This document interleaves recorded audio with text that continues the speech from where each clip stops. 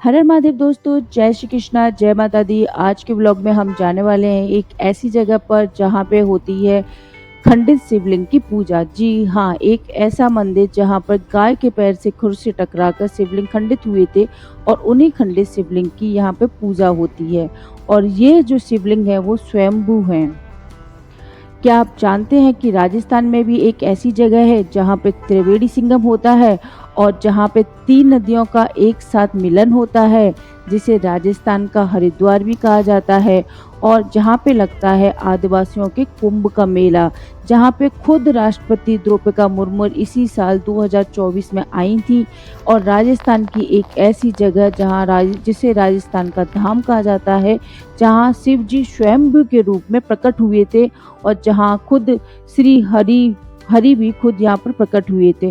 तो चलिए आज चलते हैं एक ऐसे अनोखे मंदिर के दर्शन करने के लिए। जी हाँ, ये मंदिर है राजस्थान के डूंगरपुर जिले में और इस मंदिर का नाम है बेड़ेश्वर धाम। तो दोस्तों, वीडियो में आगे बढ़ने से पहले जो लोग हमारे चैनल पर नए आए हैं वो चैनल को सब्सक्राइब करें और वीडियो पसंद आए तो वीडियो को लाइक करें, कमेंट करें। तो चलिए आज का ब्लॉग शुरू करते हैं। तो सबसे पहले मैं आपको बताऊंगी कि बेड़ेश्वर धाम डूंगरपुर जाने के लिए आपको कौन सा रास्ता लेना है।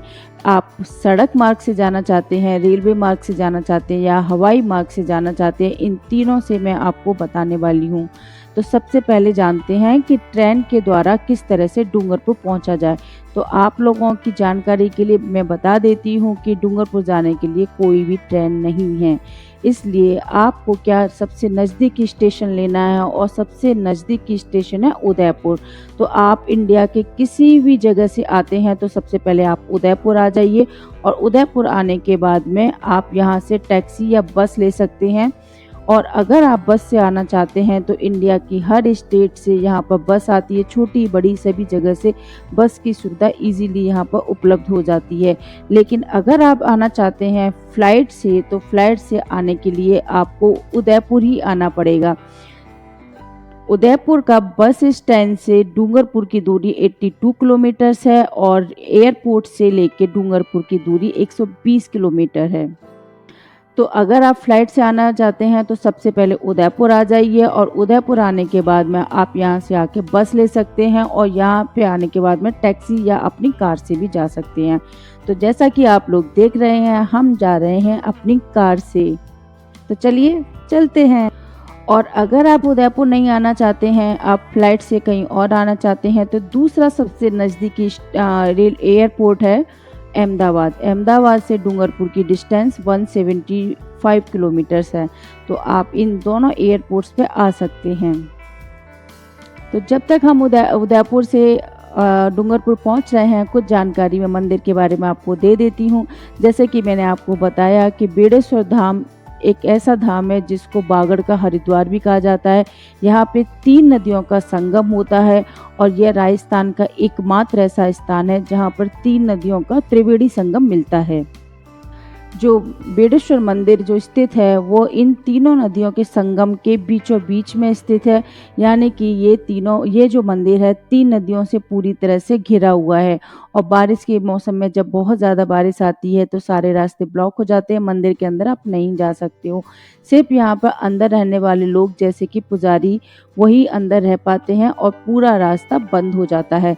और यहाँ पर एक हेलीपैड भी बनाया हुआ है। अगर कोई नेता या फिर कोई बड़ा आदमी अगर आता है तो वो अब हेलीकॉप्टर से आता है तो यहाँ सीधा मंदिर के अंदर पास में ही एक हेलीपैड बनाया हुआ है, वहाँ पे आके मंदिर के दर्शन कर सकता है और वो किसी भी मौसम में कर सकता है। और इस मंदिर की सबसे बड़ी खास बात यह है कि इस मंदिर में त्रिवेणी संगम के ऊपर बहुत ही बड़ा मेला आयोजित किया जाता है। और ये मेला जो कहलाता है वो आदिवासियों का कुंभ का मेला कहलाता है। और यह मेला लगता है फरवरी या जनवरी के महीने में और पूरे एक महीने तक ये मेला रहता है। और इस मेले में आसपास के सभी स्टेट जैसे राजस्थान तो हो ही गया, साथ में यहाँ पर गुजरात से और महाराष्ट्र से और मध्य प्रदेश के लोग यहाँ पर आते हैं। तो लाखों की संख्या में यहाँ पर लोग आते हैं और भगवान के दर्शन करने जाते हैं और मेले का भी लुत्फ उठाते हैं। इस मंदिर के बिल्कुल पास में बना हुआ है श्री हरि का मंदिर। ऐसा कहा जाता है कि यहाँ पर श्री हरि स्वयं यहाँ पर इन्होंने अवतार लिया था, तो वो मैं आपको आगे बताऊंगी। तो चलिए सबसे पहले हम मंदिर के दर्शन कर लेते हैं। अभी हम पहुंच चुके हैं बेड़ेश्वर धाम, और यहाँ पे धाम पे पहुंचने के बाद में सबसे पहले हमें यहाँ पे श्री हरि बेड़ेश्वर धाम मंदिर दिखा है। तो चलिए चलते हैं श्री हरि बेड़ेश्वर धाम मंदिर के अंदर। तो स्वयंभू के पास जाने से पहले इस मंदिर के भी दर्शन कर लेते हैं। तो यहाँ पे लिखा हुआ है श्री हरि मंदिर बेड़ेश्वर धाम। तो चलिए देखते हैं अंदर किस तरह से मंदिर बना हुआ है।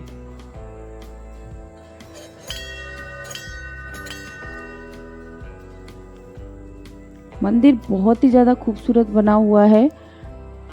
देख सकते हैं आप कितने सारे यहाँ पर पिलर्स हैं, और यहाँ पे एक झूमर भी लगा हुआ है। बहुत ही सुंदर यहाँ मंदिर बना हुआ है। तो चलिए सीधे यहाँ पर हम श्री हरि के दर्शन कर लेते हैं।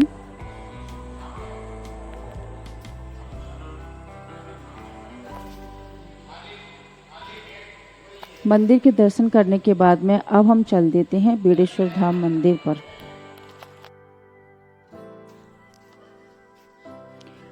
तो अब हम आ चुके हैं बेड़ेश्वर धाम शिव जी के मंदिर पर, और तो चलिए सबसे पहले हम ऊपर चल देते हैं और देखते हैं किस तरह का मंदिर यहाँ पर बना हुआ है। उधर है पीछे की साइड में।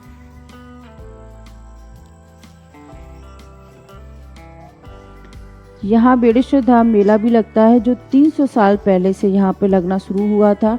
और बेड़ेश्वर धाम मंदिर और संत मावली जी राजा महाराजाओं की कथा यहाँ पर प्रचलित है।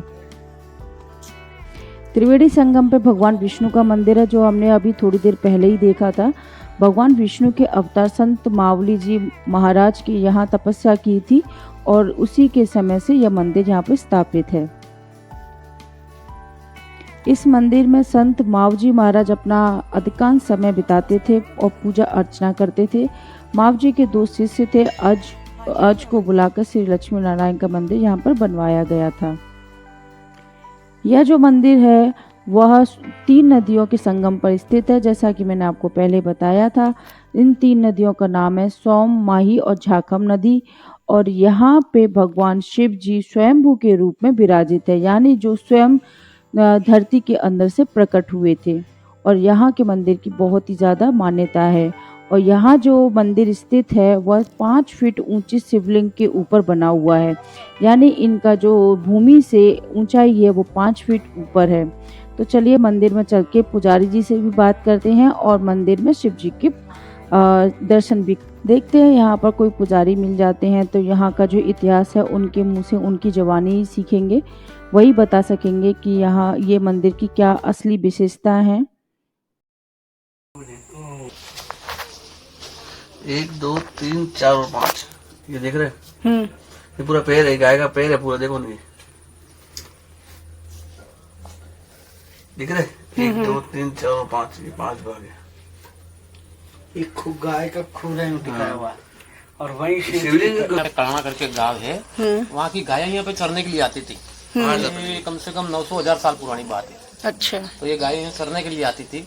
तो गाय यहाँ पे ये पत्थर था, उसके ऊपर रोज अभिषेक करती थी दूध का, और घर पे जाके दूध देती नहीं थी। मालिक ने विचार किया भाई अपनी गाय रोज दूध कौन निकाल लेता है, तो चोरी करके यहाँ पे झाड़ था बड़ा कंतीर करके आता है, कांटे वाला आता है, उस बड़ा था, उसके पीछे छुप के देखता रहा, और गाय रोज के हिसाब से अभिषेक कराई थी। जैसे गाय का नजर उस मालिक की नजर एक मिलने से गाय भड़क गई, भड़कने से उसका पैर पड़ गया वहाँ पे, तो ये खंडित हो गई, 5 भागों में बढ़ गया। इसके बाद में डूंगरपुर महाराज साहब थे, उनको सपने में गए थे कि भाई तू मेरा यहाँ मंदिर बना। और इसको बेण का मतलब संस्कृत में क्या बोलते हैं, इसका मतलब जंगल होता है, बेण कहते हैं, इसका मतलब जंगल होता है, इसलिए बेणेश्वर नाम रख दिया। और यूँ करके फिर इन्होंने महाराज डूंगर साहब ने यहाँ पे मंदिर बनाया। वहाँ से हमारे एक परिवार लाए थे, हमारे भी आज 11वीं पीढ़ी चल रही है, पूछते पूछते। अच्छा, आप उस टाइम से आपकी पीढ़ी? हमारी 11वीं पीढ़ी चल रही है। अच्छा। और ये इनका चमत्कार है कि कभी अपने बारिश आने की संभावना रहती है, तो चाहे इसके ऊपर 1 की मोटर लगा दो आप। अच्छा। ये पानी दिखा है, ये पानी दिखेगा नहीं आपको, चाहे आपकी 1 की मोटर लगा के पकड़ के खड़े रहो, ये पानी कहाँ जाता है, पानी अंदर चला जाएगा, वो पता नहीं पड़ता है आपको। हाँ, वो इनकी लीला है। अच्छा, इसमें अंदर पानी चला जाता है। चला जाता है। अच्छा। अभी जैसे बारिश आने की संभावना नहीं है, ये पानी देखो सेम टू सेम भरा हुआ है, ऐसा हाँ ऐसा हाँ ही रहेगा। हाँ। हाँ, हम भी हमारे पूर्वज भी कहते थे पहले भोलेनाथ पानी पी रहे, एक या 2 दिन में कहीं न कहीं बारिश गिरने की संभावना है, ये बताते थे। अच्छा, जब बारिश होने वाली होती होगी तब ये पानी पीना शुरू करते हैं। शुरू कर देते हैं।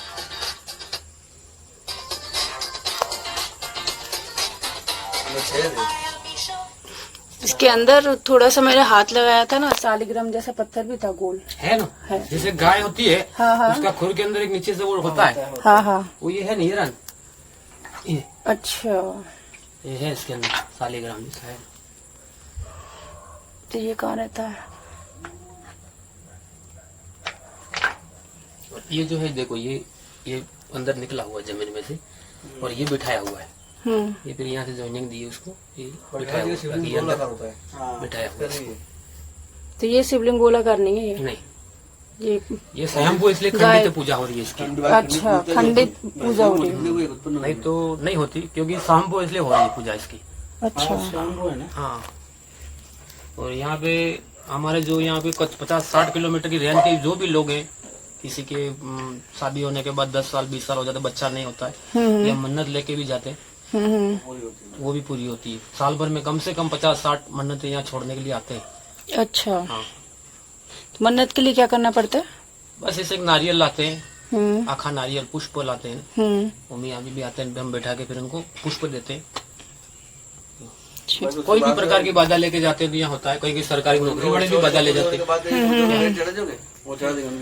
हाँ भाई, जो मैं ये चढ़ाऊंगा ये करके बाजा लेके जाते, बहुत से सरकारी नौकरी वाले भी बाजा लेके जाते हैं। अच्छा, मतलब इनकी मान्यता बहुत है। बहुत है। तो यहाँ पर जो बेड़ेश्वर धाम का मंदिर मेला भी तो लगता है ना? हाँ, माघ शुक्ल पूनम को मेला लगता है यहाँ पे, साल में एक बार। कौन से महीने में लगता है? जनवरी में? फरवरी में। फरवरी से 1 महीने? हाँ, 1 महीना रहता है, और इसको आदिवासी कुंभ मेला कहते हैं इसको। अच्छा। कम से कम लाखों लोग आते हैं, फॉरेनर भी आते हैं यहाँ से। तो यहाँ उस टाइम पे तो पानी नहीं रहता होगा ना नदियों में? उस टाइम पानी नहीं रहता, पानी तो सिर्फ बारिश के टाइम में ही थोड़ा 1-2 दिन ऐसा होता है कि पुल बंद हो जाते हैं। 4 महीने के अंदर ये बारिश गिरती है, 4-8 दिन ऐसा होता है कि पुल बंद हो जाते हैं, लोगों का आना जाना बंद हो जाता है। तो ये ब्लॉक हो जाता है चारों तरफ से? चारों तरफ। और ये जो भेड़े, इसका जो टापू भी जैसे शिवलिंग का आकार है उसी प्रकार ये टापू बना हुआ है। अच्छा। नदी का आकार है, तो ऐसा बना हुआ है, देखो ये। और बीच में ये टापू है, टापू है, शिवलिंग का आकार का ही ये टापू बना हुआ है। ओके। आसपास के इलाके को हम यहाँ से अगर देखते हैं तो यहाँ आपको नदी दिखाई दे रही है, और यहाँ पे एक पुल भी बना हुआ है, और ये सामने बना हुआ है श्री हरि का मंदिर।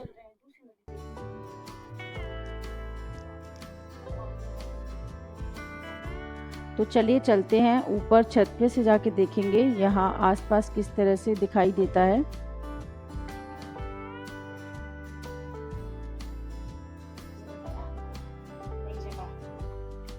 अभी पंडित जी ने हमें बताया था कि सीढ़ियों से ऊपर जाके आप देख सकते हैं, तो चलिए ऊपर जाके देखते हैं किस तरह का नज़ारा आसपास का यहाँ से दिखाई देता है। तो यहाँ पास में बनी हुई है सीढ़ियाँ, और हम चल दिए हैं ऊपर।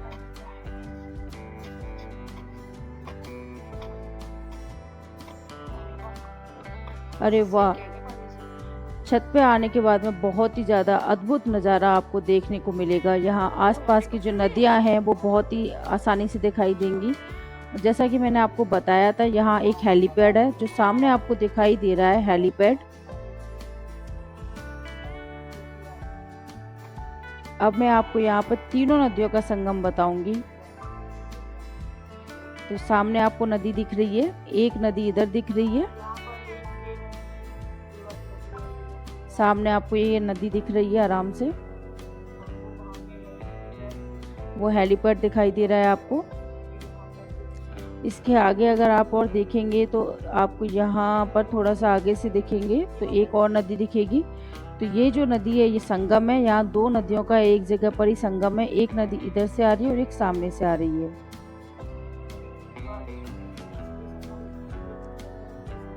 अभी बारिश का मौसम नहीं है, इसलिए संगम बहुत ही ज़्यादा क्लियर नहीं दिखाई दे रहा है, लेकिन ये आपको दोनों नदी में आपको यहाँ पर दिखा रही हूँ।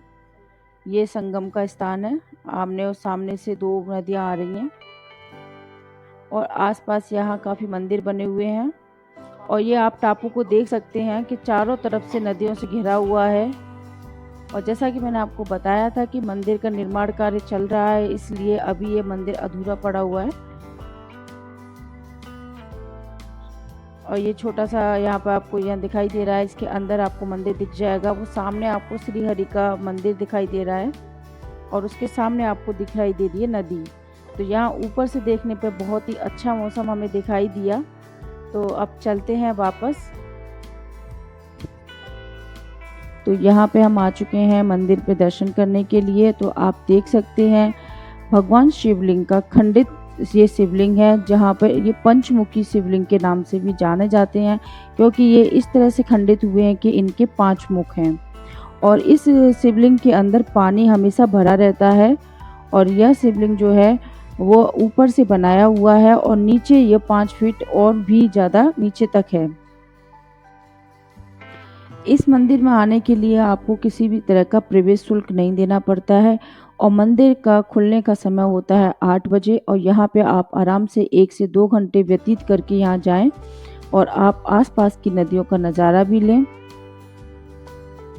इस मंदिर में आने के लिए सबसे अच्छा समय रहता है अक्टूबर से लेकर फरवरी, क्योंकि इस टाइम पे मौसम थोड़ा सा ठीक रहता है, इसलिए यह मौसम सबसे अच्छा रहता है।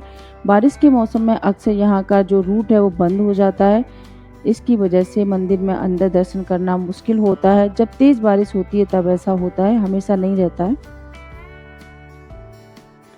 अब हम जानते हैं वह यहाँ। तो चलिए, मंदिर के दर्शन हो गए हैं, हमने मंदिर के बारे में आपको सारी जानकारी भी दे दी है। अब हम वापस उदयपुर की तरफ निकल देते हैं। और अगर आप पहली बार डूंगरपुर आए हैं तो डूंगरपुर में कौन कौन सी जगह घूमने की है जहां आप जा सकते हैं वो मैं आपको बता देती हूँ। तो यहाँ सबसे पहले तो बारिश बहुत ही ज़्यादा होती है। जैसा कि माना जाता है कि राजस्थान के अंदर बारिश नहीं होती है, आपका ये भ्रम है। कुछ डिस्ट्रिक्ट ऐसी हैं जहाँ भरपूर बारिश होती है, उनमें से एक है डूंगरपुर। तो डूंगरपुर में हरियाली बहुत ही ज़्यादा रहती है। डूंगरपुर अगर आप आए हैं तो यहाँ पे आप गैब सागर झील घूमने जा सकते हैं, बादल महल घूमने जा सकते हैं, उदय विलास पैलेस घूमने जा सकते हैं, भुवनेश्वर मंदिर घूमने जा सकते हैं, साथ में आप जा सकते हैं जूना महल घूमने के लिए। और यहाँ पे बहुत ही सुंदर एक देव सोमनाथ जी का मंदिर है जो पूरी एक रात के अंदर बनाया गया था, यानी कि यह मंदिर एक रात के अंदर बना दिया गया था। तो इस मंदिर का भी यहाँ पर आप दर्शन कर सकते हैं। साथ में यहाँ पर एक विजय राजेश्वरी मंदिर भी है, विजय राजेश्वरी मंदिर है, वहाँ पे भी आप घूमने के लिए जा सकते हैं। और एक और जगह है, एक और जगह है जिसका नाम है गुड़ मांडप जगह है, वहाँ पे भी आप घूमने के लिए जा सकते हैं। और आप जा सकते हैं, एक और जगह है नागफड़जी, वहाँ पे आप जा सकते हैं। तो ये कुछ जगह हैं डूंगरपुर की, बहुत ही प्रसिद्ध जगह हैं। इन जगहों पे आप घूमने के लिए जा सकते हैं। तो आपको इस ब्लॉग से रिलेटेड जानकारी कैसी लगी वो हमें कमेंट सेक्शन पे ज़रूर बताएं। और जैसा कि हम बार बार आपको कहते हैं, जो लोग हमारे चैनल पर नए हैं वो चैनल को सब्सक्राइब करें और हम इसी तरह के जानकारी वाली वीडियो लेके आते रहते हैं। तो इसलिए आप अपने नोटिफिकेशन बटन को ऑन कर लें, जब भी हमारा नया वीडियो अपलोड होगा आपके पास में नोटिफिकेशन आ जाएगा और आप आराम से हमारा अपडेटेड वीडियो भी देख सकते हैं। तो आज का वीडियो आपको कैसा लगा कमेंट्स में ज़रूर बताएं और चैनल को लाइक ज़रूर करें। हर हर महादेव दोस्तों, जय श्री कृष्णा, जय माता दी, बाय बाय।